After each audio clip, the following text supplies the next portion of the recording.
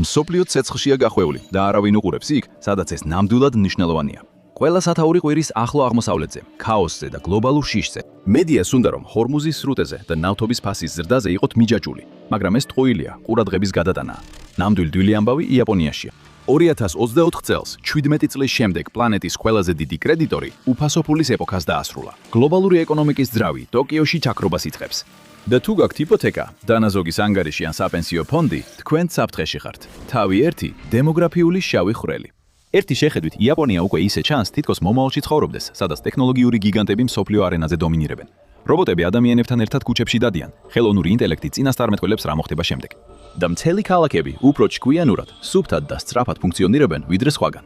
მაგრამ თუ ყურადღებას მოაშორებთ ამ ყველაფერს, ჩააქრობთ ნეონის განათებებს, დაევიწყებთ მძინავ გაჯეტებს, ამის ნაცვლად ყურადღება მიაქციეთ ფინანსებს, ციფრებს. სწორედ იქ იმალება იაპონიის ყველაზე ღრმა, ბნელი და შემაშფოთებელი საიდუმლოებები. დემოგრაფიული სიკვდილის სპირალი. რადგან 2026 წელს იაპონიის მოსახლეობა ოფიციალურად შეადგენს დაახლოებით 122,6 მილიონ ადამიანს. ეს შეიძლება ბევრად მოგეჩვენოთ, მაგრამ 2010 წელს ეს რიცხვი კიდევ უფრო მაჩლიყვალი იყო. უფრო ზუსტად რომ ვთქვათ, 128 მილიონი. 2000-იანი წლების ბოლოდან იაპონია სტაბილურად და შეუჩერებლად იკლებს.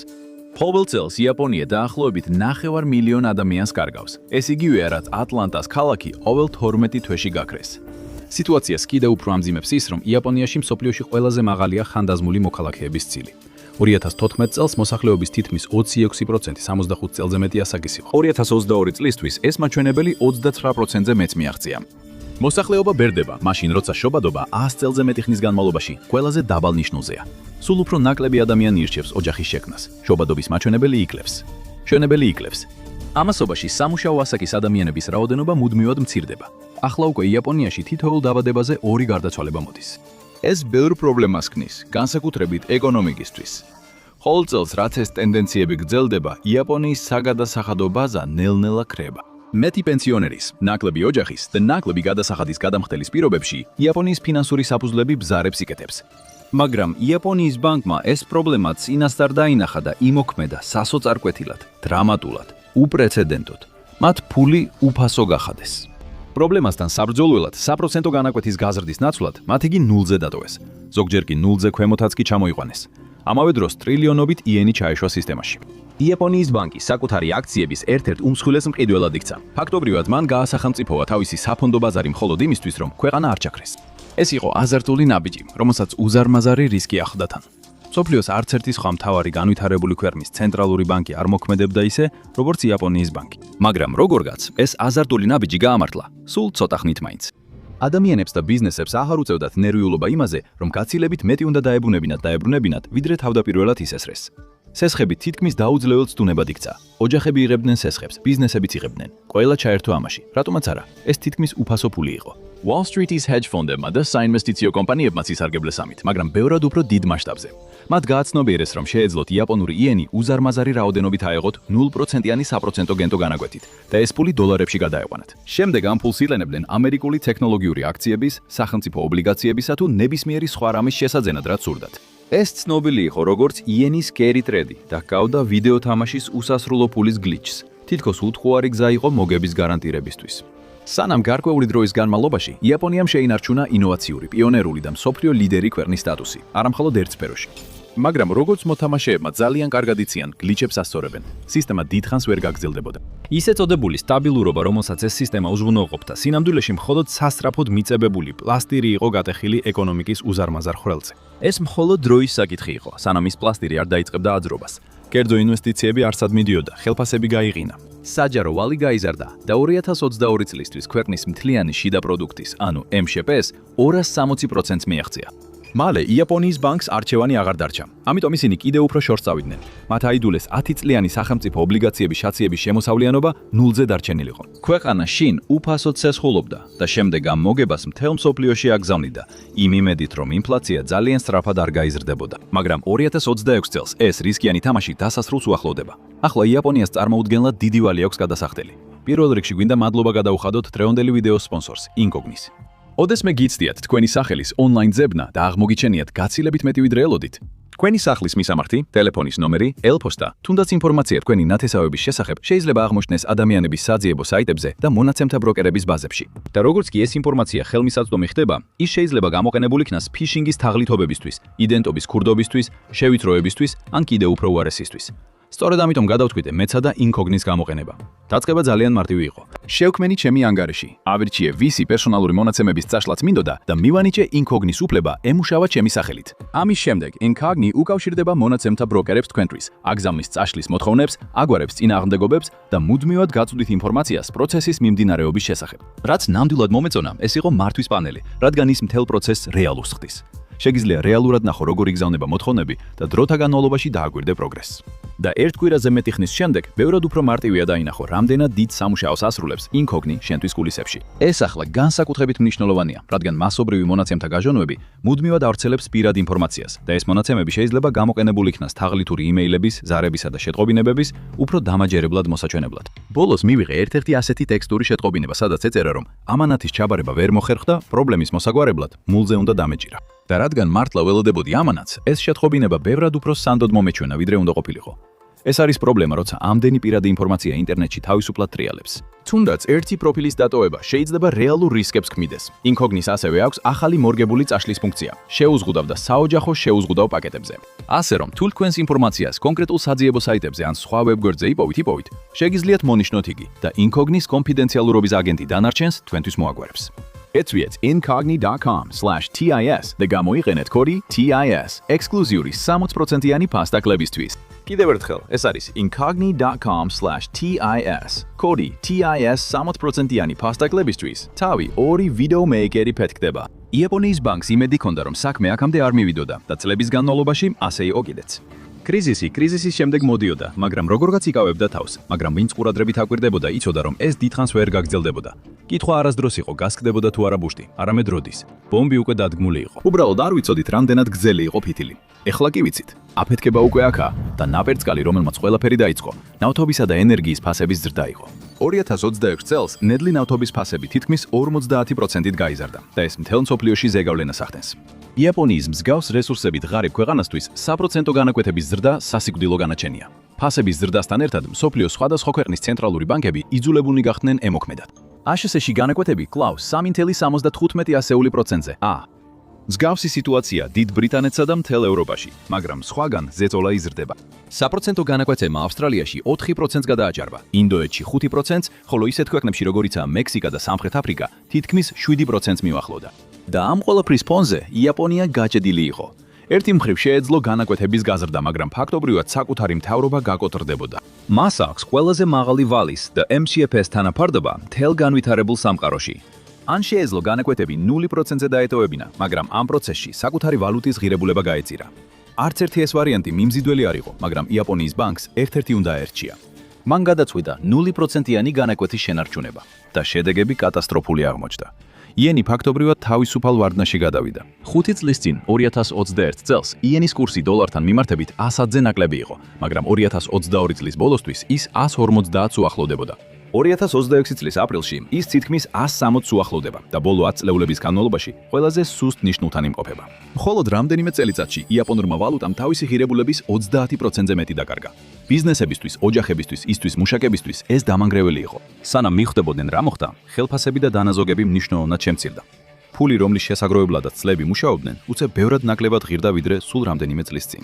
ეს მხოლოდ ერთ-ერთი გზა, როგორაც იაპონიის მოსახლეობამ ზიანი მიიღო. ქვეყანაში საქონლის იმპორტის ხარჯებიც, ონდრლის იმპორტის ხარჯებიც მკვეთრად გაიზარდა, რამაც მრავალი პროდუქტისა და მომსახურების ფასების ზრდა გამოიწვია.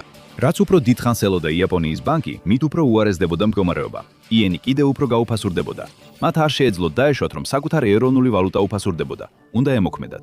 შესაბამისად, პანიკის მდგომარეობაში მყოფმა პოლიტიკის შემუშავებლებმა მიიღეს გადაწყვეტილება, რომელიც თითქმის 20 წლის განმავლობაში მზადდებოდა. მათ გაზარდეს საპროცენტო განაკვეთი 0.75%-მდე და გეგმავენ, რომ 2027 წლისთვის ის 1%-მდე აიყვანონ. ეს შეიძლება ბევრად არ შევდეს და ცალკე აღებული არც არის. მაგრამ თუ დანარჩენ მსოფლიოს ASS-ს, დიდ ბრიტანეთს, ავსტრალიას შევადარებთ, 2, 3 ან 4%-იანი განაკვეთები იშვიათი არ არის. მხოლოდ 1%-იანი განაკვეთი კი მართლაც უჩვეულო შემთხვევა იქნებოდა. მაგრამ იაპონური ფინანსური სისტემისთვის 1% ან თუნდაც 0.75% სეისმური მნიშვნელობისაა. ეს ნიშნავს, რომ 17 წლიანი უფასო სესხებისა და უფასო ვალის პერიოდი მთავრდება.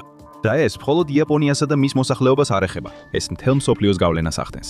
წლების განმავლობაში უოლ-სტრიტზე ერთი საინვესტიციო სტრატეგია იყო, რომელსაც ყველა იცნობდა. სტრატეგია, რომელიც იაპონიის სახელმწიფო ობლიგაციების მოკლე გაყიდვაზე იყო აგებული, ფსონი იმაზე, რომ ფასები დაეცემოდა და შემოსავლიანობა საბოლოოდ გაიზრდებოდა. ეს იყო ფსონი 10 წლეულების ისტორიის წინააღმდეგ. ფსონი იმაზე, რომ იაპონიის ბანკი ბოლოს დაარღვევდა საკუთარ ტენდენციას მას შემდეგ, რაც წლების განმავლობაში ჯიუტად ინარჩუნებდა 0% ან საპროცენტო განაკვეთს მას, widowmakers ეძახდნენ. და ეს სახელი უბრალოდ ეფექტისთვის არ შეურქმევიათ. ამ სტრატეგიის გამოყენების შედეგად იმდენმა ადამიანმა უზარმაზარი მოცულობის კაპიტალი დაკარგა, რადგან იაპონიის ბანკმა არასდროს გააკეთა ის, რასაც ისინი ელოდნენ. ის წლების განმავლობაში აგრძელებდა თითქმის ნულოვანი ან თუნდაც უარყოფითი განაკვეთების შენარჩუნებას. მაგრამ 2025 წელს და შემდეგ 2026 წელს ყველაფერი შეიცვალა. widowmaker-მა შედეგი გამოიღო. ტრილიონობით დოლარი, რომელიც იაპონიაში თითქმის 0%-ზე იყო სესხებული, მთელ მსოფლიოში ტრიალებდა და ახლა ისინი ნელ-ნელა იწყებენ გადინებას. ჰედჯ ფონდები და ინვესტორები, რომლებიც სწორ მხარეს იყვნენ ამ ფსონში, დიდ ქონებას იძენენ. ამასობაში ბანკები და კომპანიები, რომლებმაც იენი 0%-ზე ისესხეს და ეს თანხა რისკიან აქტივებში ან სახელმწიფო ობლიგაციებში ჩადეს, ახლა ცდილობენ რაც შეიძლება მალე გაანაღდონ, სანამ ჯერ კიდევ შეუძლიათ. მაგრამ მაშინ, როცა ზემოთა ფენა მდიდრდება, ქვედა ფენა ფასს იხდის. ჩვეულებრივი ადამიანები, ოჯახები, მუშები და ისინი, ვისაც ამ აზარტულ თამაში მონაწილეობა არ მიუღია, არიან ისინი, ვინც საბოლოოდ ყველაფრის საფასურს იხდის. თავი 3 დიდი რეპატრიაცია. ეს არის საბოლოო ლუსმანი კუბოში, ის ნაწილი, რომელსაც მედია არ ახსნის. მათ არც კი სურთ, რომ ხალხმა ამის შესახებ იცოდეს, სანამ უკვე ძალიან გვიანი არ იქნება. მოვლენა, რომელიც ერთდროულად კატასტროფულია და თითქმის უხილავი. კრახი, რომლის მოახლოებასაც ვერ შეამჩნევთ, მაგრამ ის განსაზღვრავს არა მხოლოდ იაპონიის, არამედ შეერთებული შტატებისა და მსოფლიოს ათეულობით სხვა ქვეყნის ეკონომიკურ მომავალს. შოკური ტალღა, რომელიც შეიძლება წლების განმავლობაში, თუნდაც თაობების განმავლობაში იგრძნობოდეს. იენის რეპატრიაცია.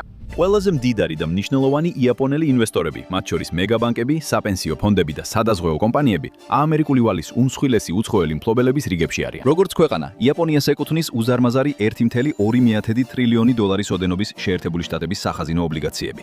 ესეთი ასტრონომიული რიცხვის უკეთ გასაგებად, 1,2 ტრილიონი დოლარი საკმარისია მთელი აშათეშეშუს სამხედრო ბიუჯეტის დასაფინანსებლად დაახლოებით 18 თვის განმავლობაში. ეს თანხა საკმარისია მსოფლიო შიმშილის რამდენჯერმე დასასრულებლად.